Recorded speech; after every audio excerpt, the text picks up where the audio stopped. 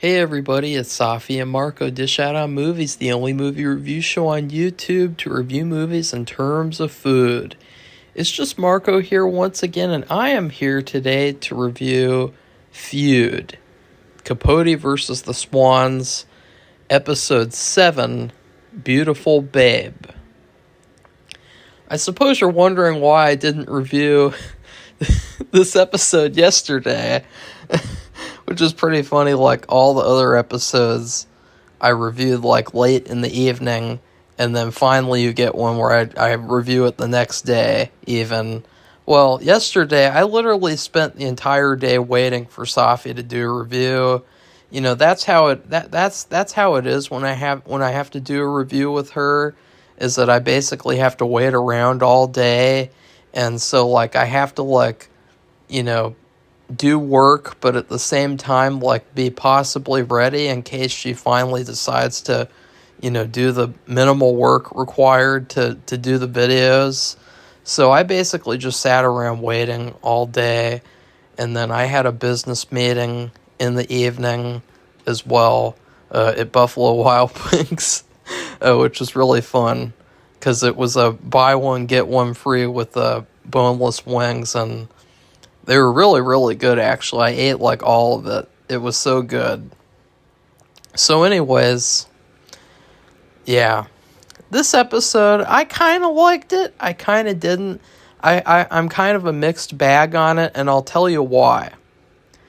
Before we get into the details of the episode, all the little things that happen that, you've already probably heard about or seen, I thought it was pretty good. It was just kind of, it was okay. And the reason why is because it reminded me a lot of American Horror Story New York City. The finale in particular, where, every character got their own little personal send-off.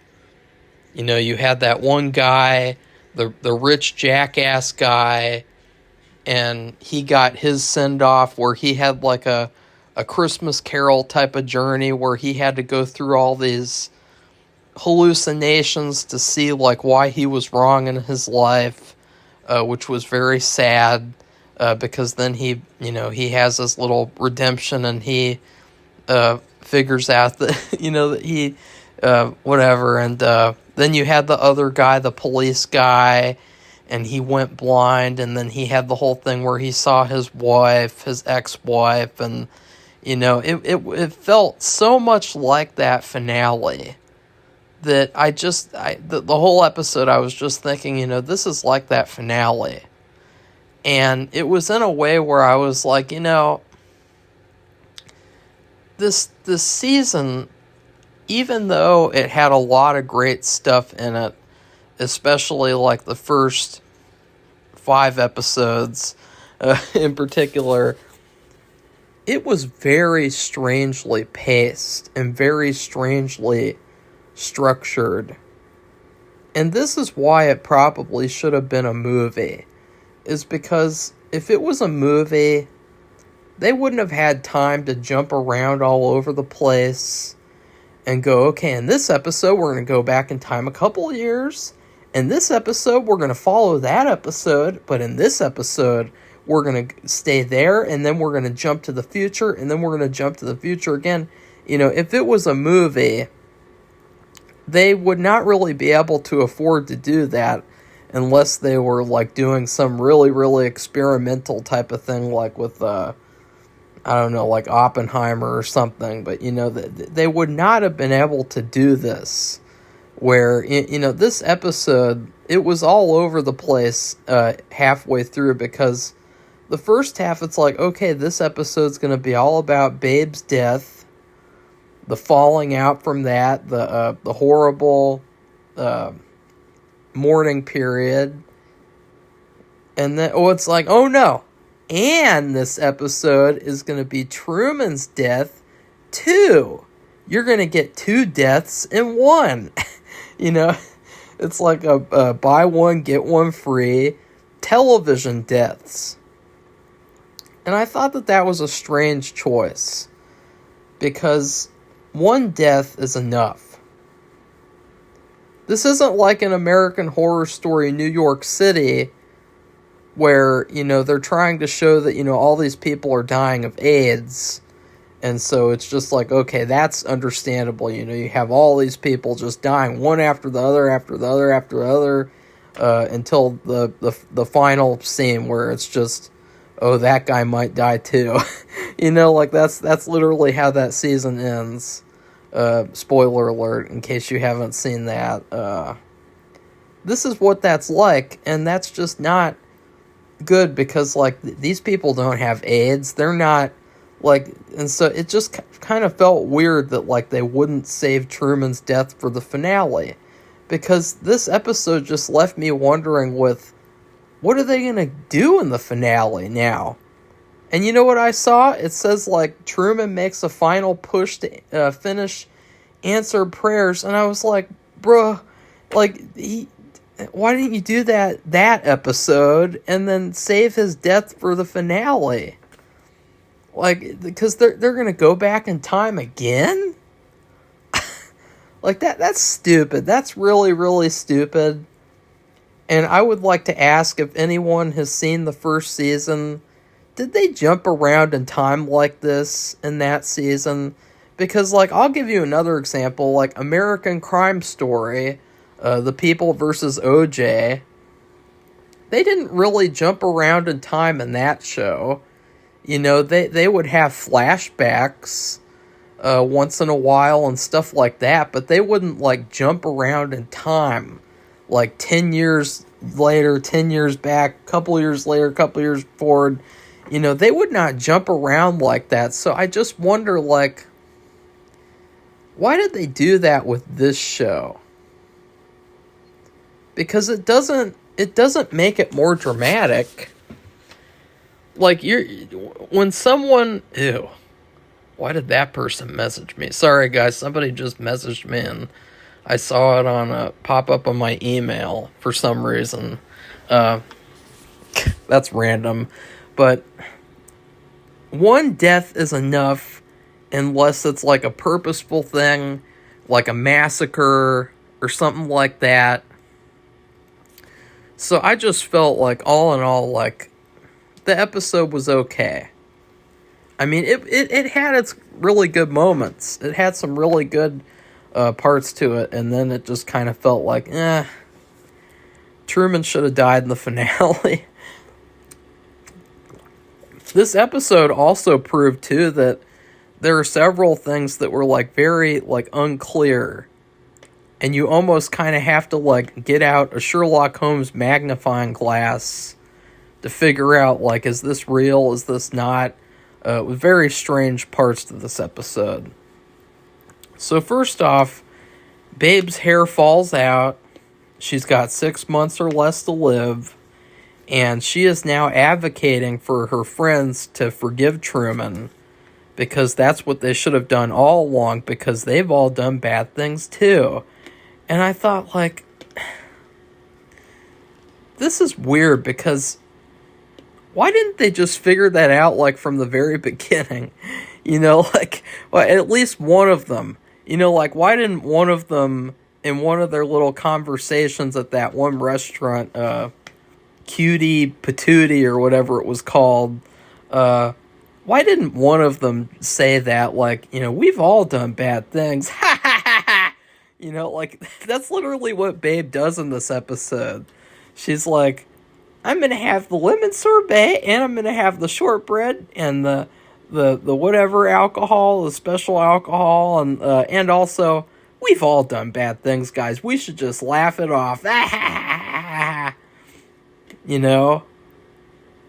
So, yeah, it's basically, it's just kind of repetitive, too. I thought she was already at that point. We already saw in another episode that she figured out that she should have forgiven Truman, so I was kind of confused why she was talking about that again.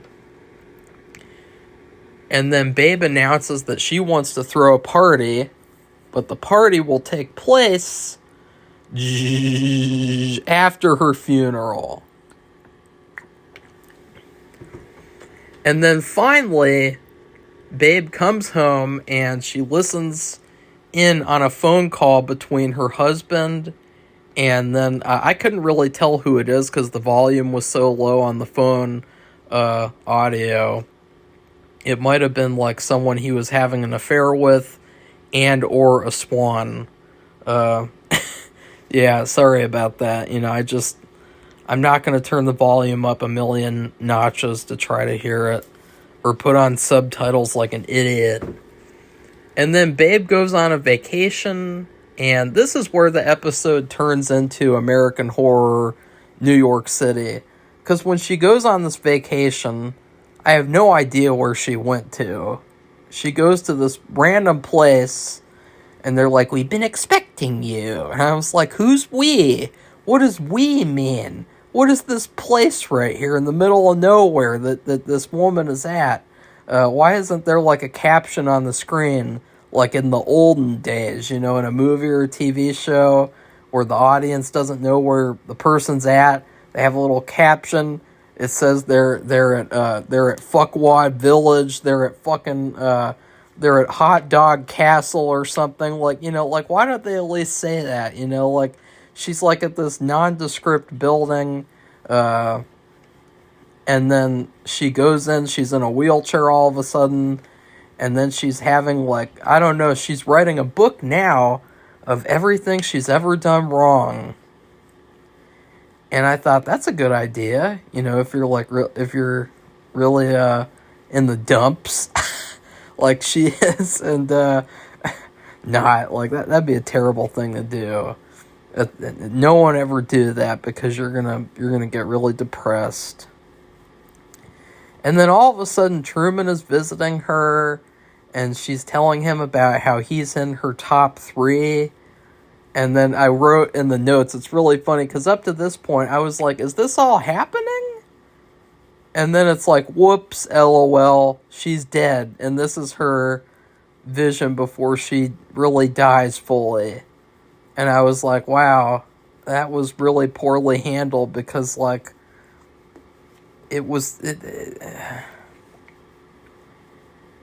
don't know what this, because let's just remember, let's say that you have a character having a vision before they die in a David Lynch movie. That guy is going to walk through, a hallway that is made out of scrotums, and then all of a sudden there's going to be strobe lights, and then there's going to be a midget around the corner, and the midget says, "What are you doing here, person?" And the audience, we're going to be able to figure out, oh shit, this person is going to die. But in this show, it's let's make everything really, really realistic so that the audience can't really determine whether or not this person is dying.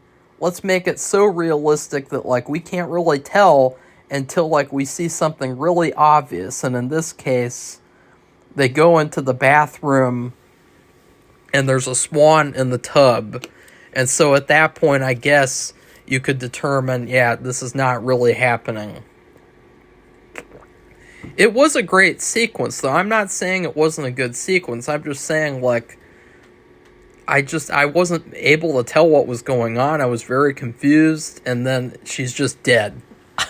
So, and then there's this whole thing about how she wants to see her daughter, and her daughter does not really make it in time, but she comes there, right after she dies.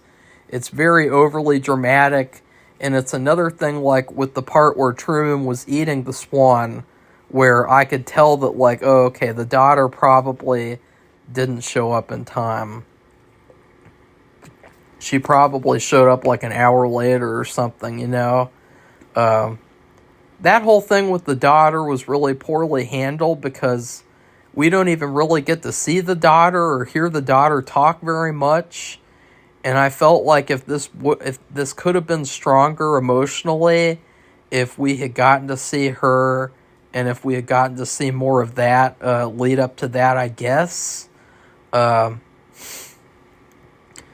And then the even worse part is that Truman is really excited about going to Babe's funeral so that he can read her eulogy that he is writing. And but unfortunately, Babe's husband will not let Truman come to her funeral. And then he reads it for Chloe Sevigny's character. And it was a very sad eulogy. That was a great part of the episode. But this part is the part that revealed an error, at least an error of mine, I guess, like an assumption that I made. If you guys remember in that one episode where Truman was thinking of throwing a remake party of the black and white ball, and then he ends up deciding not to, and then at the end of that episode, he meets up with Babe on the sidewalk. I guess that didn't actually happen? Question mark? Because he says in his eulogy that he sees her everywhere. He sees her in the mirror. He sees her in a window. You know, he just sees her everywhere. Like a love interest, basically. And so, like, yeah, that whole thing didn't happen. And it's news to me weeks later. And then they recreate Truman's interview on the Stanley Siegel show, which I looked up and watched during this episode, and I thought that they did a really good job with that. And then Truman is in detox, and because he was like heavily drunk on the Stanley Siegel show, and he even blacked out, and you know, that interview actually was really, really funny, even though it was also sad. And so at the detox, Jack comes and he tells him that he found someone else, which was very, you know, we knew that was going to happen. And then so all Truman has left is Molly Ringworm. And I thought, wow, that is hell. Like that is literally like the worst hell you could ever be in. Like, can you guys just imagine how terrible it would be if you're dying of alcoholism and all you have left is Molly Ringworm? Like, ugh. Like, you could see why he tries to kill himself in the pool. I mean, like, it would be better than being with Molly Ringworm for, like, the rest of eternity. And then Truman dies at the end. There's, like, a similar hallucination type thing where he sees Babe, of course, and he says, it's so cold, Mommy. And then his last words are beautiful, Babe. And I thought that's actually really interesting that those were his last words, and very sad. But the way that it was handled, I was just kind of like, you know, we just got through Babe's death. Why didn't we save this for the finale?